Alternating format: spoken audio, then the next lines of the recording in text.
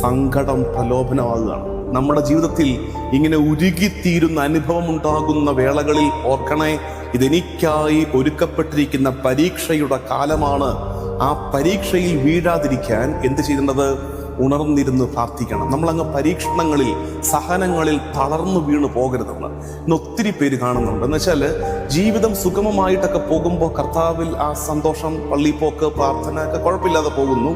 ഒരു പരീക്ഷ ഉണ്ടാകുമ്പോൾ, ഒരു പരീക്ഷണം ഉണ്ടാകുമ്പോൾ നമ്മളങ്ങ് തളർന്നു പോവുകയാണ്. അവിടെയാണ് ഈശോ പറയുന്നത്, പരീക്ഷകളിൽ നിങ്ങൾ തളർന്നു വീണ് പോകാതിരിക്കുവാൻ ഉണർവോടെ ഇരുന്ന് പ്രാർത്ഥിക്കണം. അപ്പം നമ്മൾ ഉടനെ ചോദിക്കും, എങ്ങനെയാണ് അച്ചോ ഈ സഹനമൊക്കെ ഇങ്ങനെ ഉണ്ടാകുമ്പോൾ എന്ത് പറഞ്ഞാൽ പ്രാർത്ഥിക്കേണ്ടത്? എന്തു പറഞ്ഞു പ്രാർത്ഥിക്കും?